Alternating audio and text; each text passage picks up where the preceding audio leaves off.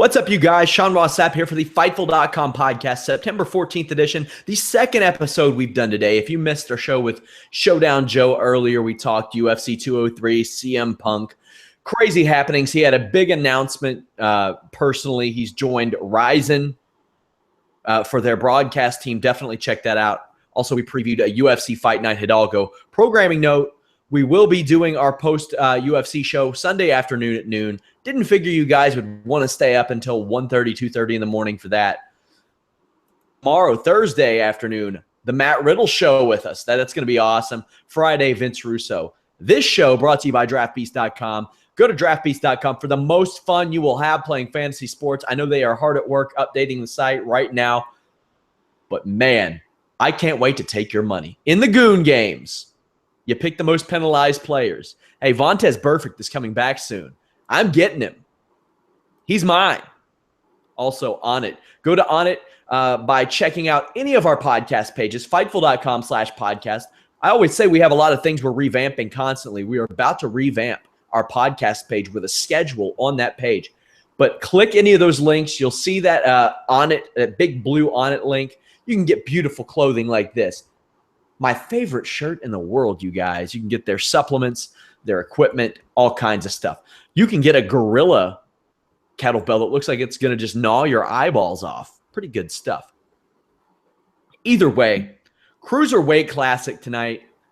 I am joined by the man who covered it himself, Alex Pawlowski. Now, Alex, you have been covering this show for months now, right? Yeah. One of the first things I did for Fightful actually was a huge bracketology preview where I picked out all of the rounds all the way through. Was 3 for 4 in the final four. I missed out on the finals because I think we all kind of were surprised by those two, but we'll get into that. I researched all the competitors, where they came from, if they had wrestled against each other before, what was the history, all that kind of stuff. And that was back on July 13th, back when this was just a little bitty baby of a website. And I've been covering it ever since. Hey, we are no longer a little bitty baby of a website. No, I'll say that. We've been getting the traffic numbers, and for 2 months in, hot damn, you guys. Hot damn. As always, guys, please share the pages, Facebook, Twitter, Reddit, Facebook groups especially. Those really help. A lot of people get to see those. Help us grow even bigger. We were able to bring Matt Riddle on for our Thursday show. We were able to expand our podcasting a little bit, something that we couldn't do a couple months ago. And it was because of your support. So please continue to support us, things of that nature. Cruiserweight Classic tonight. We will go in it chronologically. The first match, I'm not going to say there was a bad match, but if I were to rank the matches, I would say the Zack Sabre Jr. Grand Metalik match was probably my least favorite. Not saying it was a bad match. It didn't click for me necessarily, but still some good stuff. Every time I watch Zack Sabre wrestle, Alex, it makes me want to wrestle more and more because of the cool things that he does. They seem so achievable and so attainable, but they're not. No. Maybe if you were like a serpent man and you were able to like wrap your body around your opponent's lickety-split the way he does, then yeah, I would say it's super, super easy. In my case, I watch Sabre Jr. wrestle, and my whole body hurts because I just imagine him doing that to me and go, nope, I don't want any of that. But as far as the match goes, I thought it was by process of elimination, it was the worst match on the card of the three in the tournament. But it wasn't a bad match by any means at all. Like, I loved how fast Metalik came out of the gate, really took it to Sabre. They really worked really well together, and I was impressed by what Metalik could do with submission maneuvers and reversing them into his own and escaping them. It was pretty great. Yeah, I love watching Zack Sabre wrestle. I really do. Big fan of him.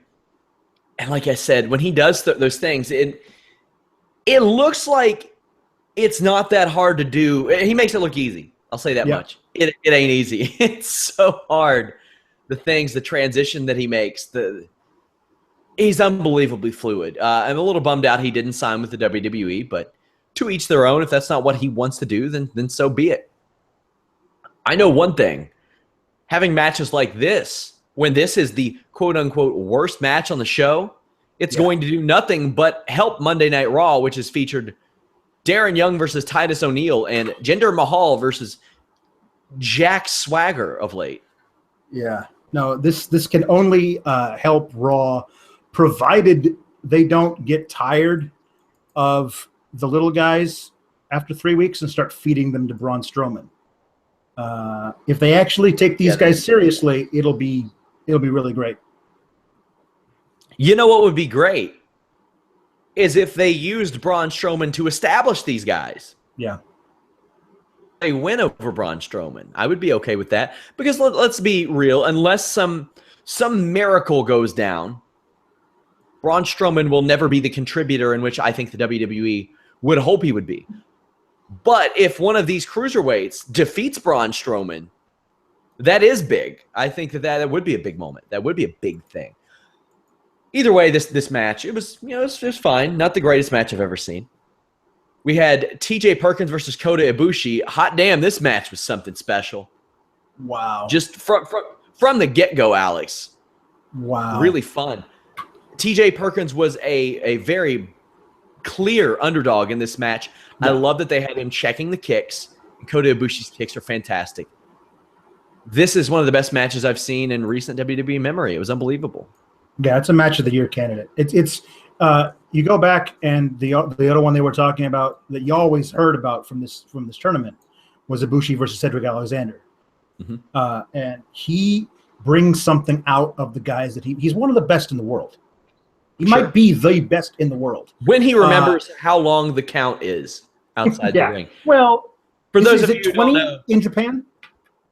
For those of you who don't know, it is a 20 count in Japan, and Ibushi was in a match in the Cruiserweight Classic, and they had to do a retape because he didn't realize it was a 10 count in America and missed the count. Yep. Which apparently Regal had to come out and restart the match. William Regal came out and used his powers to restart the match. Special powers. He nearly missed the 10 count in this match, and this thing's live. I don't know what they would have done. Yeah. It looked like TJ Perkins was screaming at him, "Get back in! Get back in!" Yeah. No, this is my night. Get back in the ring. Yeah. The stuff that they did, starting with this match of Perkins finding cool ways to slap on that knee bar, was awesome. He caught a Kota Ibushi Pele kick directly into the knee bar, and I popped sitting on my couch. I just stood right up out of my couch. It was great. It was really great. These two guys, they gave everything they had. They busted everything out that they had. And, we mentioned Zack Sabre Jr. earlier. One of the things I love is that so many people in this tournament had a finishing move. But one of the appeals of Zack Sabre is that he didn't have a finishing move, that he could finish you with anything. Yeah. That you never know what's coming. I like that aspect of pro wrestling. A lot of people can't have a finisher. I'll make this an MMA comparison. I use this comparison a lot. Mirko Cro Cop, if he head kicks you, you're probably getting knocked out. But, not everybody has that go-to finish. Also, whenever somebody says, "Oh, hey, they're overdoing super kicks. It's not a finish anymore." Not every head kick knocks you out, but a Mirko Cro Cop head kick does.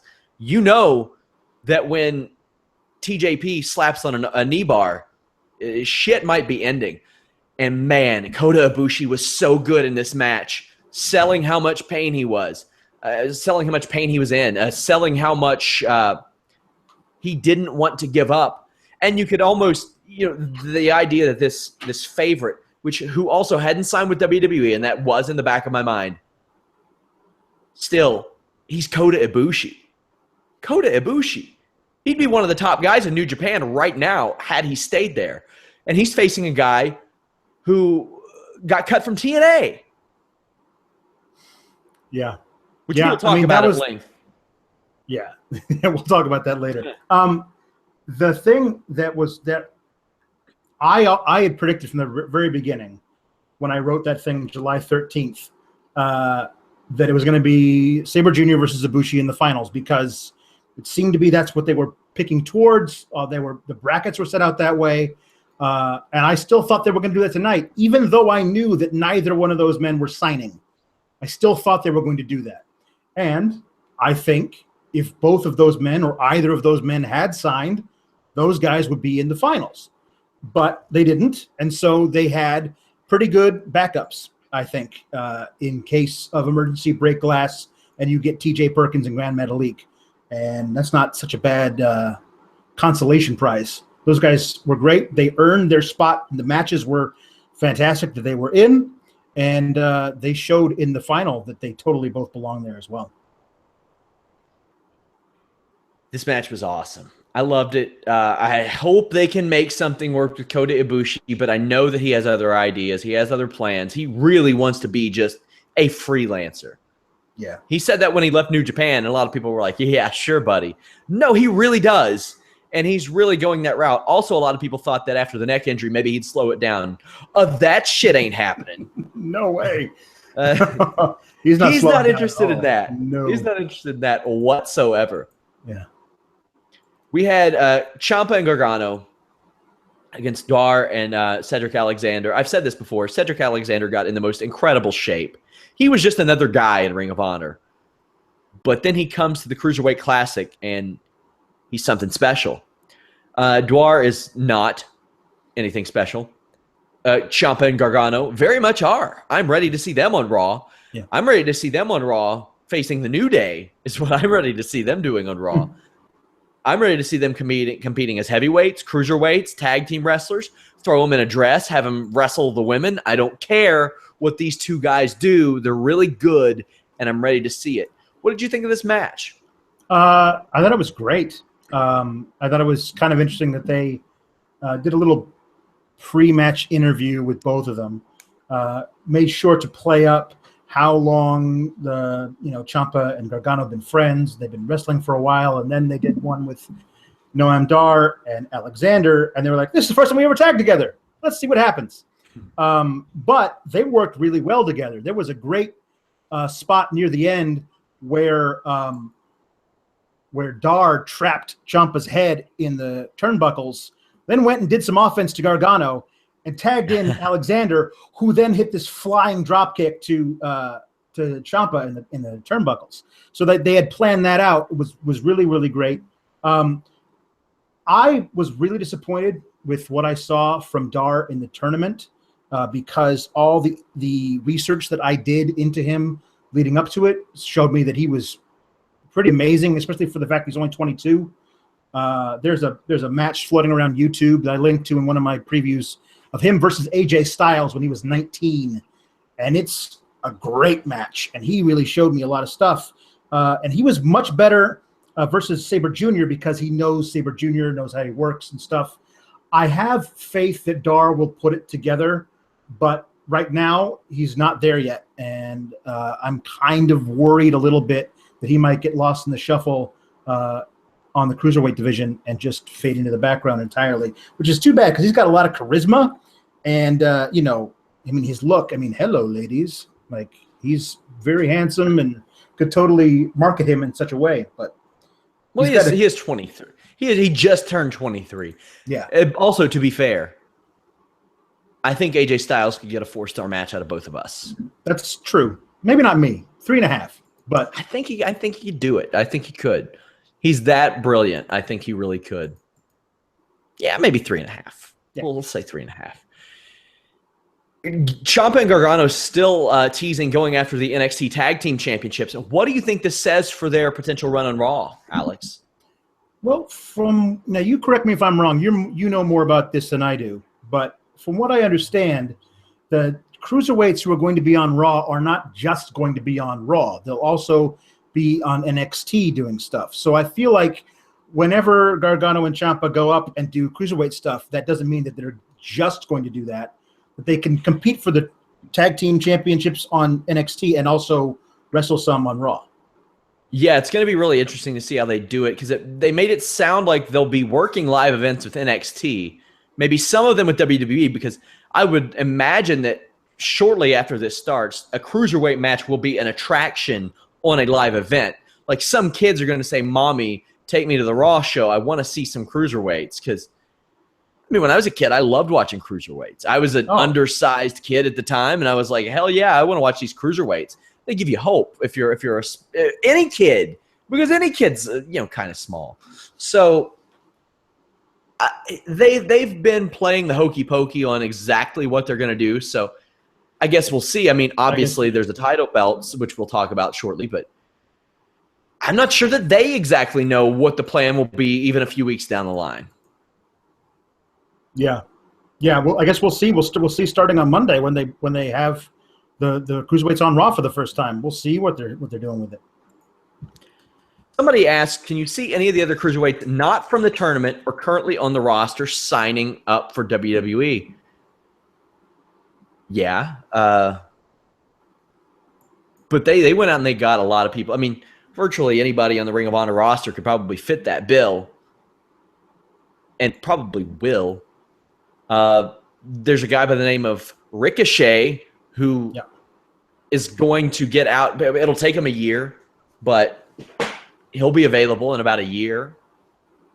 But I would imagine he'll work a lot of New Japan between now and then. The way that his deal works is that he had a 3-season deal, but I don't think that he can sign with anybody or appear on TV with anybody else until 6 months after his last television appearance for Lucha Underground. I'm pretty sure that's the way that works out. I can't say that for certain, but that's what I had heard. Yeah, which means you're looking at if they do 40 episodes of season 3 and he doesn't do any in season 4, 6 months after the last one airs, you're looking at like December of 2017. Somebody says, has anybody noticed the current Jinder Mahal? Everyone he's beaten on Raw has been signed to SmackDown. And then somebody says, well, hopefully he beats Paige next. It's good. Somebody asks, where's Ibushi going? He's going everywhere. DDT for one, but yeah, he's going a little bit everywhere in Japan, especially. He's going to be, now that this Cruiserweight Classic is over, especially, boy, is he going to be a hot commodity around the world. Like, I mean, not only was he already well known, but this exposed him to a little bit of a different audience. Somebody said Cruiserweight Classic and Lucha Underground were both fantastic tonight. I didn't get to watch Lucha Underground. How was it, Alex, before we talk about this main event? They did a lot of backstage, the vignettes and stuff that they do to kind of like keep you up to date on the story. A lot of really cool intrigue. There's apparently a Aztec medallion that is now floating around with two halves. One half, of course, is being held by the immortal Katrina. The other one is being held by the police captain. So we'll see where that goes. There's a lot of stuff they're going to do. The matches were not long and were not great, except for the final match of the evening, which was a huge hardcore TLC match that they called a Weapons of Mass Destruction match between Marty the Moth Martinez and Killshot. And the final spot in that match is one of the most insane things I've ever seen. Like, if you're a Lucha Underground fan and you haven't seen it yet, I will not spoil it for you, but a damn. I'll have to check that out. Somebody asked if Metalik is the new Rey Mysterio. Nope, and neither was Sin Cara, not the second Sin Cara. Kalisto wasn't. Nobody is. Ricochet could be. Maybe him. I think that's about as close as you're going to get to somebody, and it's going to be a different kind. Obviously, I'm talking like a big cruiserweight star. Not like, hey, a guy who wears a mask, because Ricochet is much better without the mask than he is with it. Metalik, it does some really cool stuff, but even just go back and look at the stuff that Rey Mysterio was doing in 95 and 96, 97, and you'll go, damn. Like, I mean, he hit like a tope con hilo into a flying head scissors on Eddie Guerrero. You don't see that backflip DDT that he did. He does stuff that you don't see 20 years later.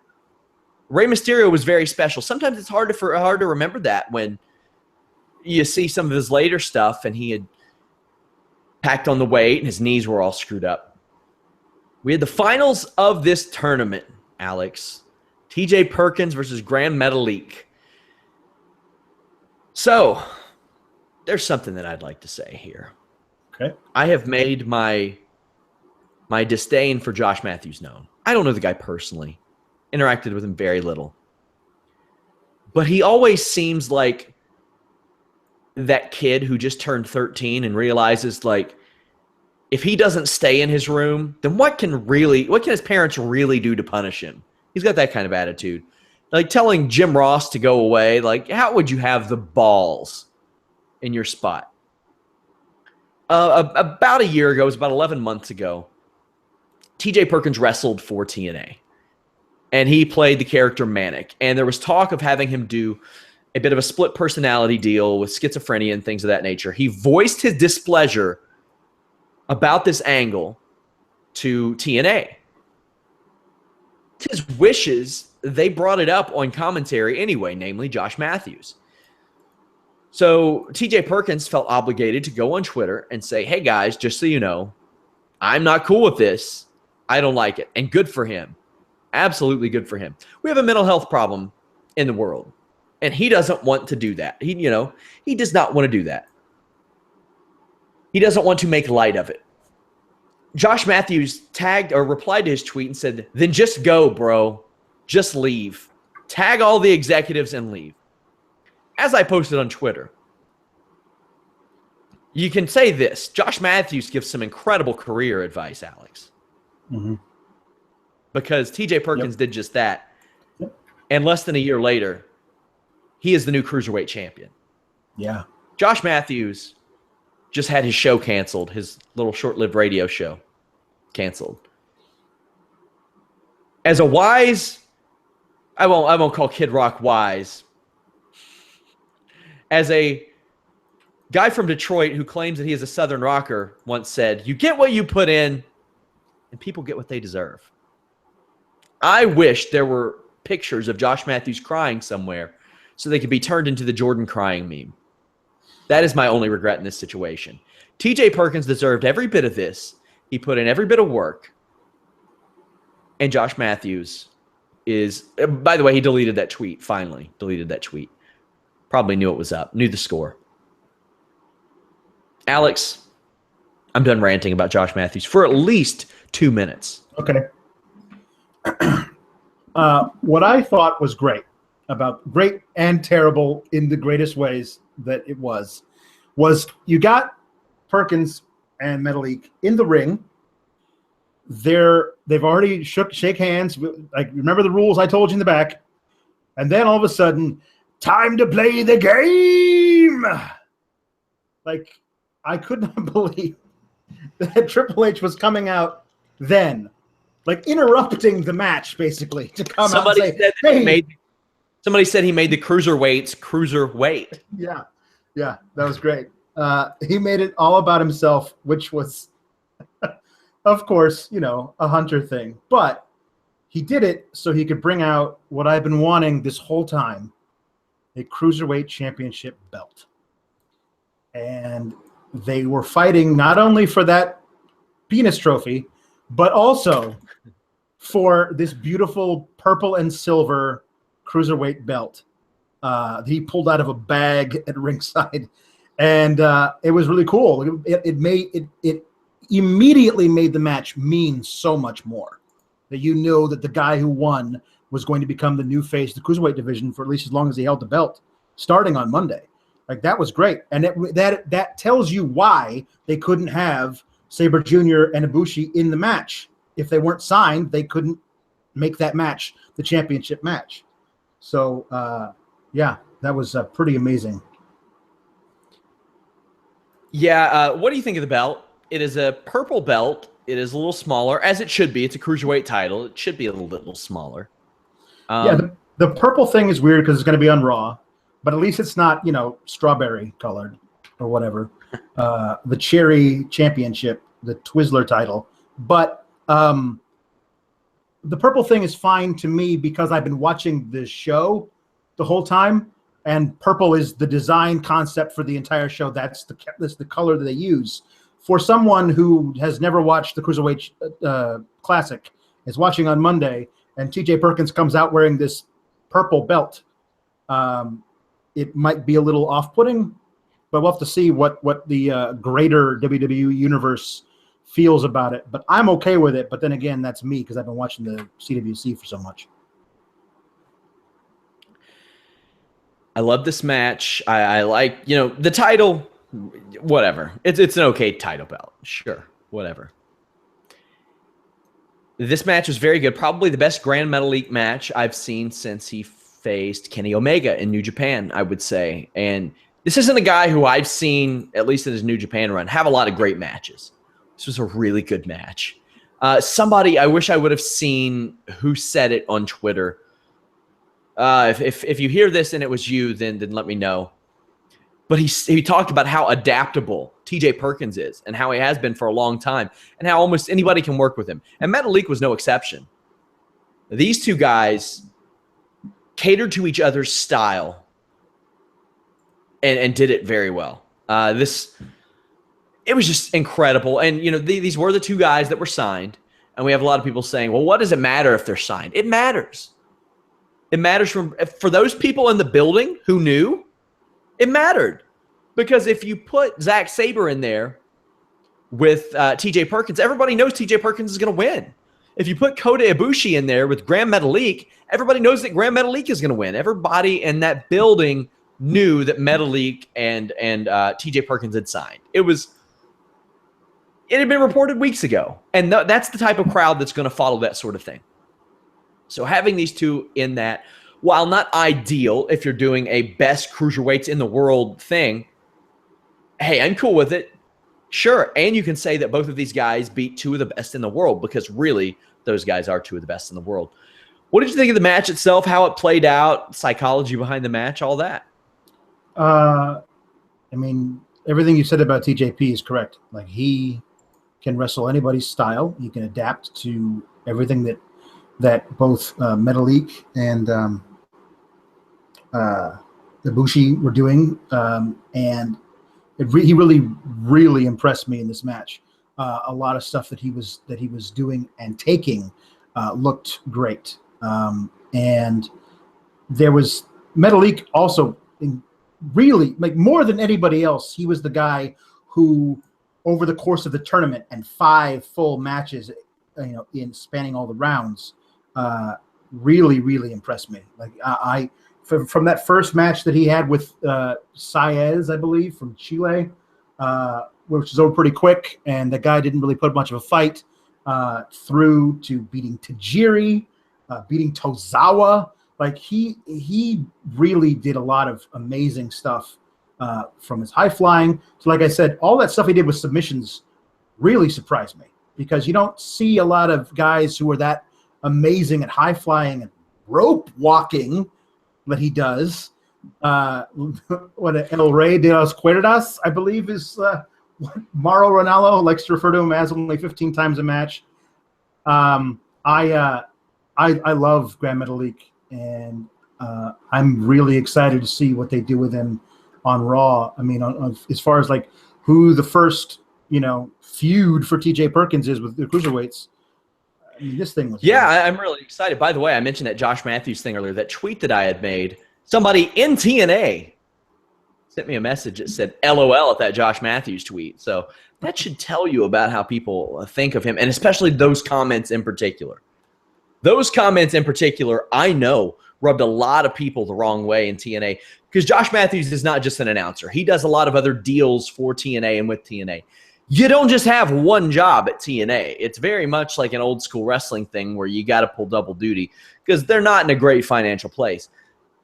And there were 2 or 3 people that I spoke to that felt like he was abusing that situation, like that he thought that,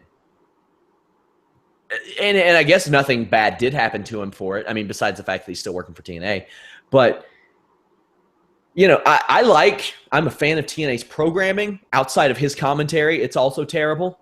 You know what? I like Elijah Burke a lot more than I like Josh Matthews, both personally and on commentary. I think they've had some good storylines. I think that having Billy Corgan maybe no better than what Dixie Carter did. Who knows? But at least it's something different. But when you harass a guy for not wanting to utilize a socially or manipulate a socially sensitive storyline, and you act in that way, whatever, dude, go to hell. But that's how people in TNA felt about that, and him in particular. So good for TJ Perkins. This guy, I remember, I think it was 04 or 05 in TNA when he was portraying Puma. And I was like, man, this guy's pretty good. I had, of course, pretty sure that if you were to say, gee, will this guy be a WWE Cruiserweight champion in 12 years? I would have been like, well, that's a weird thing to say. No, probably not. And he doesn't get the reputation as a world traveler like maybe he should. He was in and out of TNA for a span of he had that 2004 run. I think he showed up in 07, 08, then from 09 to 2016, he was there. Not to mention also Ring of Honor. He's been there on and off for years. I think he did some CMLL stuff too. New Japan, in and out. PWG, a lot. Also, he trained, I'm pretty sure, at the New Japan dojo, their LA dojo. So he is a world traveler, but he doesn't have that same reputation as an AJ Styles or Daniel Bryan or anybody like that. But he absolutely deserves it. I don't know that, well, he wasn't that big of a name, of course, but I think it's well-deserved. I think it's awesome. Now, my question for you, Alex, how do you think this Cruiserweight division will be portrayed on Raw? Do you think it will be treated fairly? Or do you think they're getting squashed by Braun Strowman in a couple of weeks?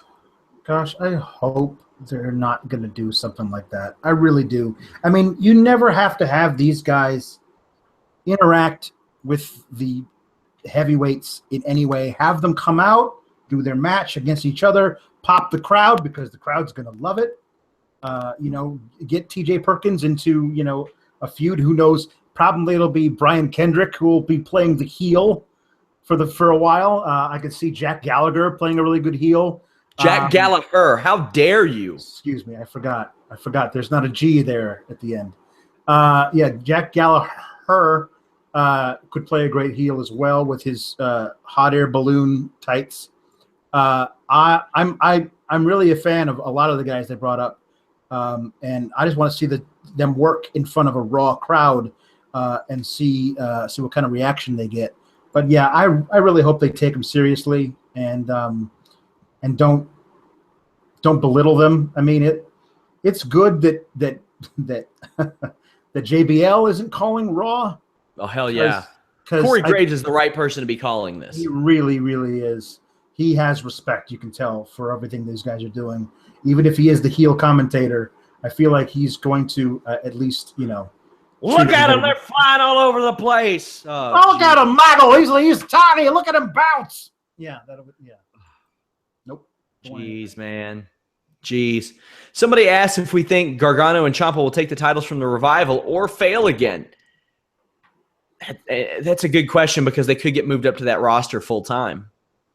Yeah, they could. That would be interesting. You could do away with the whole back and forth thing for Champa and Gargano and just move them all the way up to Raw full time. Also, if you do that, boy, they are versatile for those live events because they can compete as a tag team, or they can work each other and be that cruiserweight attraction match. Right. Because they do that so seamlessly. It's true. I mean, on the other hand, though, I would love to see me some Revival up on the main roster. So, I think that the thing that I had forgotten about was the Revival working Enzo and Cass, who are largely a comedy act. Even what they do in the ring is largely a comedy act. But when they worked Enzo and Cass, both down in NXT and then in that Roadblock live event that they did back in March, that was the match of the night. Like those two teams were great together. So I would love to see what no nonsense Revival could do for silly New Day. Could they get them to actually take a match seriously? Somebody says, Sean, will you be Fightful's representative in next year's Cruiserweight Classic? Guys, we have a guy named Matt Riddle who works for us, and he is 210 pounds right now.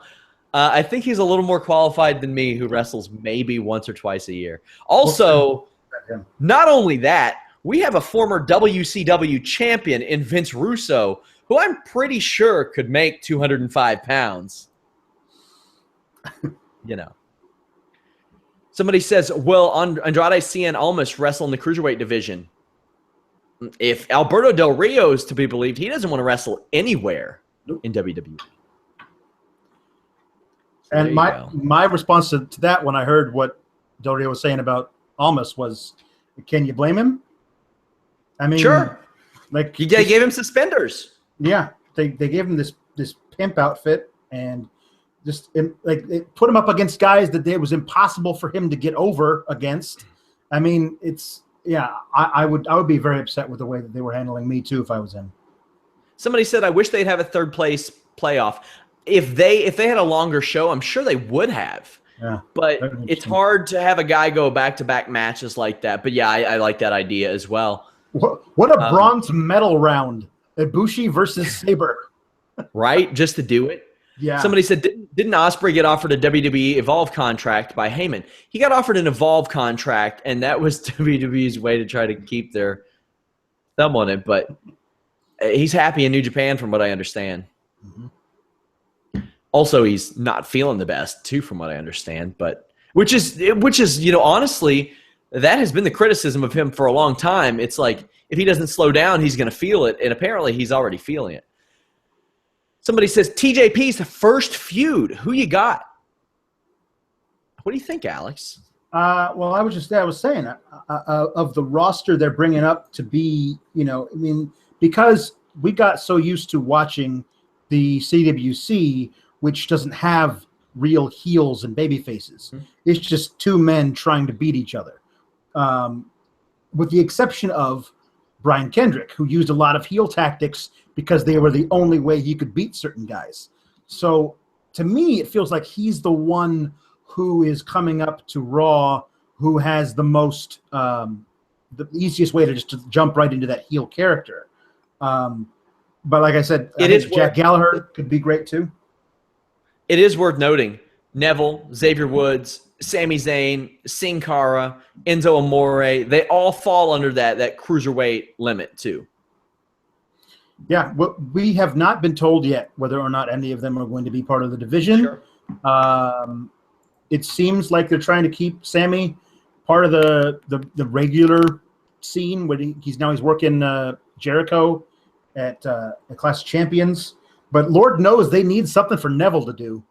So I would love to see a Neville and TJP match. You can put that on Clash of Champions next Sunday, and I'll watch that. Somebody says, I take it Kalisto is going to Raw since he was in attendance. No, that is not a given, actually. He's just been off the road. He's been dealing with a back injury for a while, so that's been that. Somebody says Xavier Woods would be great. Another layer to the New Day. Yeah, sure. I mean, if he's that 205 pounds that he's billed, then sure, why not? One of our commenters says, I'm 190 pounds. I have the representation for you. I think we're all set with Matt Riddle. I think we're all set there, and he is on WWE's radar. I think he's good. By the way, guys, if you all haven't seen my show with Matt Riddle, go back and watch last Thursday's show. Of course, we are here again tomorrow afternoon with Matt Riddle, Friday afternoon with Vince Russo, Sunday afternoon with Showdown Joe talking the UFC show. And then Alex will be joining us on Mondays for a while. Hopefully for good, but just saying, for at least a little while.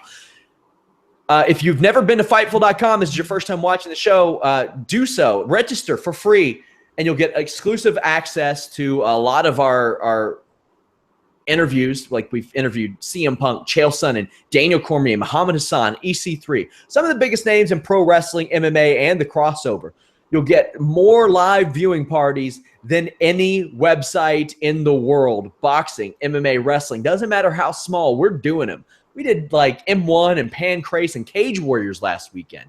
Cruiserweight Classic, Lucha Underground, NXT, all that stuff. Also, Alex's work, fantastic. I think he does the best recaps in the world. Even if you just watch, if you just watched Raw, go check out his really entertaining recaps because you will enjoy yourself. So go there, register for free. Also get exclusive access to our forums, which are being overhauled. We're making this a little more user-friendly.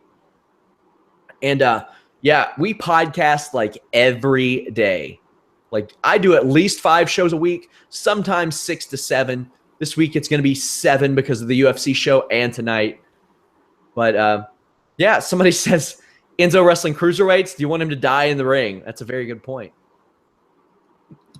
But Alex, tell these people before we go a little bit of what you do at Fightful.com, because like I said, usually I have established podcasters or wrestlers or those in the MMA business like Vince Russo, Matt Riddle, Showdown Joe.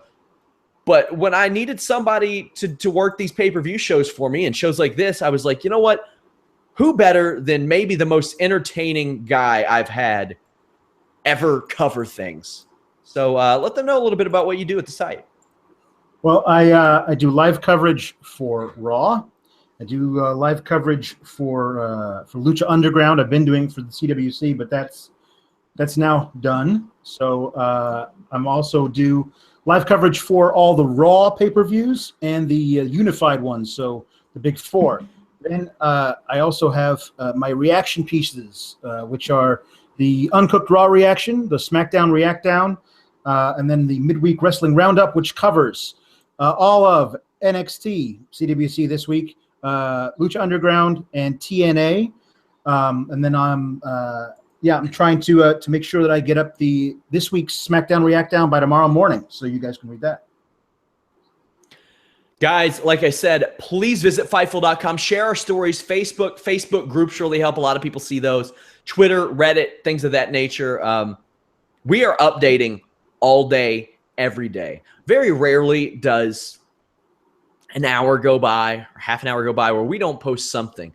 Also, we have what we do, if you've never been there before, we do what I call Rumors Are Flying, because, you know, it was something that I kind of grabbed from Middle Easy, where our good friend Justin Golightly worked, where they did a rumor mill, and they just collected all the rumors and kind of put those there. That way your news feed isn't clogged with stuff that may or may not be true.